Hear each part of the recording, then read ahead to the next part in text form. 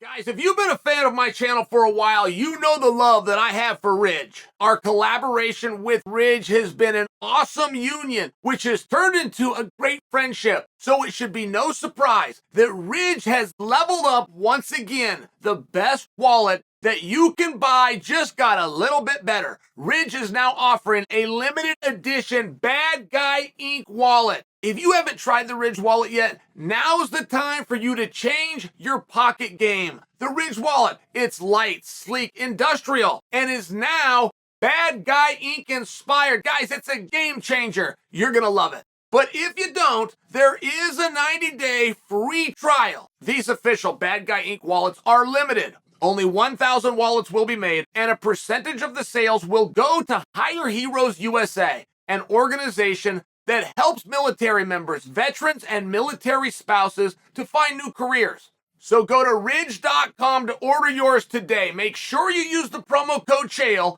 to get this special deal. Joe Silva got started with the UFC. You guys know this story? This is the story. I've never asked Joe if it... We all believe it to be true. I believe this to be true. It goes something like this. Way back 1993. UFC gets off the ground. Got this guy in Boston named Joe Silva that's a big fan. Understood it. He was a kickboxer himself. He kind of understood this. He starts watching it, and he didn't agree with the matchups. He'd go watch a card. There was only 6 events a year. Some years there was only 5 back then. He would watch a card. So he'd see those 20 athletes, and he'd go, yeah, but of those 20 guys that you had, it should have been this guy versus this guy, and it should have been this guy versus... And he'd start changing it. He found a phone number. The way the story goes. And he calls it. It was like a number in Black Belt magazine, or it was something along these lines. I mean, don't forget, in this part, the internet doesn't exist. Facebook isn't a thing. Twitter's not even a word yet. It's a very different thing how you communicate it, but Joe found a way to communicate with something called the Ultimate Fighting Championship, and he called them up, and he basically told them off. That's the way the story goes. He got somebody on the phone. He basically told them that they weren't doing their job right. And here's why, and here's what they should have done. And whoever that person was on the other listened. Then some time goes by, and they do another event. They get this call from this guy that knew kickboxing that lives out in Boston named Joe. And he does the same thing. He tells him off again. Something along these lines happened, right? I know this is the van. And finally the guy said, well, what would you do? And Joe says, here's what I would do. So the guy did it. And he liked the result. He calls Joe up and says, you want to do that from now on? You want to make this your job? It became a thing. And they didn't even know how they were going to pay him. I mean, that's where the story gets really good. They didn't fully know how they were going to pay him. They were only doing 5 events a year. Then 5 events turns into 11 events, turns into 20 events. What do? The guy's now doing, you got twice as much work. You get double the guy's salary. That's not the way life and business works. That's it. Oh, okay, well, now we're doubling it again. Do I quadruple his salary? It's one of these things. They end up giving him points. They sell the company for $4 billion. He cashes out. It's really awesome, but it's not actually my point. My point is this. I feel as though you could call me and I could tag in to any department within the sport. No preparation. You call me, you put me in the position, I'll handle it, except for matchmaking. It's hard. I don't get it. I don't fully understand it. I like to watch the sport. I don't understand, it's styles that make fights, and I hear these terms, but I don't fully know what that means. I just wasn't blessed with that. So there's talk right now of Rakhmonov versus Colby. Do you agree with it? Because I don't. I don't think that that's a bad fight. I don't know who would win that fight. That's a very good and competitive match with 2 guys that have a very decorated wrestling background. But it doesn't feel right. Like, I mean, I'll just give you a different example. Ian Garry. In my opinion, it should be Ian Garry versus Rakhmonov. I don't love the idea of bringing somebody along. I don't know what it means. I've heard it said. I've heard it said from people in the industry that are executives, from people that make their living doing this. I hear that come out of their mouth. I'm going to build him. I'm going to bring him along. And I always smile and I nod, but inside I think, like who? You're going to build him like you did who? You're going to bring him along like you did who? Who in the hell did you do this with? When did it work? Are you telling me if I give Bo Nickel 3 more matches, which is going to constitute a year, and then I put him in a main event spot, are you telling me that I can sell more tickets than I could with Bo Nickel right now? Because I don't agree. I don't think that's true. So you have these guys that are doing a great job and they're undefeated, but we're going to save them. We're going to put them on the side. I've got Rakhmonov and I've got Ian Garry here. Now, the whole audience wants to see Ian Garry fight Rakhmonov, but I'm going to put them on the same card, but I'm not going to have them fight each other. And I just sit back and go, why? And I understand. I've heard the answers. Believe me, I've heard the answers. Well, I need champions someday.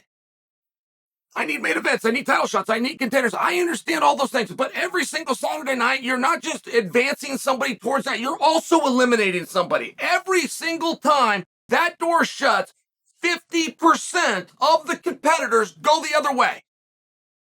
It's dead even. 100% of the time, one of the guys goes up and one of the guys goes, it's 50-50. So what do you mean? I need a main event. I need contenders. I got to keep guys. I got to keep them fresh. I got to keep guys undefeated. So I need Rakhmonov saying, Gary, what are you talking about? You have them both there. Have them fight each other. And I don't fully understand this concept. I admit that. I'm open to dialogue here. But I'm pulling that out of thin air. I'm pulling Ian Garry out of thin air. How many guys are we going to give him? And keep him undefeated and keep him going and keep the shit before we test it. Why do we not test it? Why do we not want to know? Why do we have to build guys? Like who? Who did you build? Who did you build to make a whole bunch of money? You don't decide. We, the audience, will decide. It really does. It reminds me of the time a guy named The Rock came out and told the world, don't call me The Rock anymore. My name is Dwayne. And the world told him, your name is what we say your name is, Rock. And he fought it and he fought it and he fought it and he finally, you're right.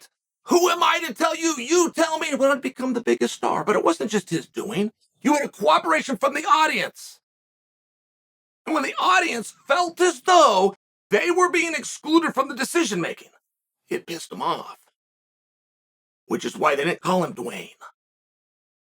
They needed to remind him that we're part of this. We're part of this with you and we'll keep you on top, but you're going to do it our way at least a little bit. So where would we even get an idea like putting Rakhmonov against Colby? For what? And I'll listen. Feel free to tell me. Are we making it perfectly clear that Chimaev is no longer in the weight class? Because that hasn't been made perfectly clear. It hasn't been. But we, the community, do agree that whatever Chimaev does next is a number one contenders match. We can only sit here and pretend so long and not give him a title shot. The guy walking around with the belt when Chimaev's in the advance, at some point it gets weird. So if he's not going right into a world title shot, then we, the community, have whatever weight class it is, whatever's next is the last one. Following, Chimaev has to fight for a belt. I only bring that up because you're talking about putting Rakhmonov versus Covington, which would have to be a number one contenders match. So are you telling me that Chimaev is not in the weight class? I'll listen. I'm open to it. Why else would Rakhmonov fight Colby?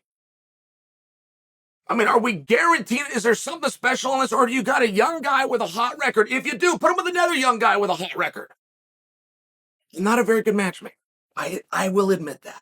You won't get me to concede very much in this sport. I do believe that I'm the smartest guy in the room. Except on that. But I just want to ask you, just amongst friends, right? I don't want to hear every match that you could make. I want to narrow it down. Would you rather see Rakhmonov versus Ian Garry? Or would you rather see Rakhmonov versus Colby? I truly am curious.